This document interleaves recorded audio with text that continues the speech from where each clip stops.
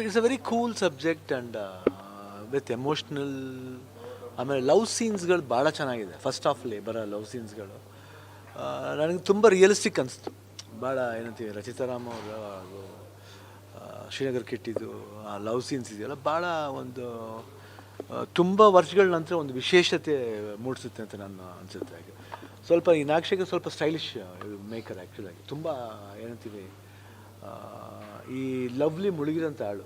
ಅಂದರೆ ಲವ್ಲಿ ಬಂದ್ಬಿಟ್ಟು ಭಾಳ ಏನಂತ ಎಮೋಷನ್ಸ್ನ ಡಿಗ್ ಮಾಡಿ ಅದರಲ್ಲಿ ಒಳ್ಳೆಯದು ತರ್ತಾರೆ, ಒಂದು ನೆಗೆಟಿವ್ ಪಾಯಿಂಟ್ಸು ತರ್ತಾರೆ, ಬೋತ್ ಮಿಕ್ಸ್ ಮಾಡಿ ತರ್ತಾರೆ. ಯಾಕಂದರೆ ಲವ್ಲಿ ಬಂದ್ಬಿಟ್ಟು ಎರಡೂ ಇದೆ, ಏನಂದರೆ ಪಾಸಿಟಿವ್ ಇದೆ, ನೆಗೆಟಿವ್ ಇದೆ.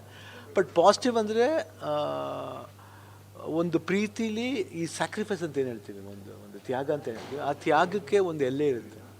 ಆ ಎಲ್ಲದಕ್ಕೂ ಮೀರಿದ್ದೇ ಈ ಲವ್ ಸ್ಟೋರಿ ಅಂತ ನಾವು ಭಾವಿಸ್ತೀವಿ. ಸಂಜು ವೆಟ್ಸ್ ಗೀತಾ ಟು ಭಾಳ ಅದ್ಭುತವಾದ ವಿಜುವಲ್ಸು, ಮ್ಯೂಸಿಕ್ ಅಂತೂ ನಂಗೆ ಭಾಳ ಅಟ್ರ್ಯಾಕ್ಟ್ ಆಯಿತು. ಶ್ರೀಧರ್ ಅಂತ ನಾನು ಕೇಳಿದೆ, ಶ್ರೀಧರ್ ಅಂತ ಭಾಳ ಚೆನ್ನಾಗಿ ಮಾಡಿದ್ದಾರೆ.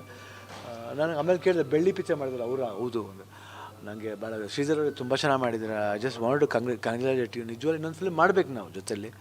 I think you have done very good job. ಆಮೇಲೆ music, recording, Satya Hegde camera work and ನಮ್ಮ ಶ್ರೀನಗರ್ ಕಿಟ್ಟಿ ಅವ್ರ ಪರ್ಫಾರ್ಮೆನ್ಸ್ ಇರ್ಬೋದು, ಭಾಳ ಅದ್ಭುತವಾಗಿ, ಭಾಳ ಎಲ್ಲೂ ಓವರ್ ಇಲ್ಲ. ಅಂದರೆ is lived in the character. ಅಂದರೆ ಆ ಪಾತ್ರಕ್ಕೆ ಏನು ಬೇಕೋ ಆ ಪಾತ್ರನ ಅಷ್ಟು ಚೆನ್ನಾಗಿ ಅನುಭವಿಸಿ ಮಾಡಿದ್ದಾರೆ. ಎಲ್ಲೂ ಏನು ನಾನು ಆ್ಯಕ್ಟ್ ಮಾಡಬೇಕು, ಅಭಿನಯ ಮಾಡಿ ತೋರಿಸ್ಬೇಕು, ನಾನು ಆ್ಯಕ್ಟ್ ಮಾಡಿ ಬಲ್ಲೆ ಅನ್ನೋದಿಲ್ಲ. ಅದು ಭಾಳ ಕೂಲಾಗಿ ಆ ಕ್ಯಾರೆಕ್ಟರ್ ಇಂಟೆಲಿಜೆಂಟಾಗಿ, ಐ ಥಿಂಕ್ ನಾಗಶೇಖರ್ ಭಾಳ ಇಂಟೆಲಿಜೆಂಟಾಗಿ ತೋರಿಸಿದ್ದಾರೆ ಅವ್ರನ್ನ.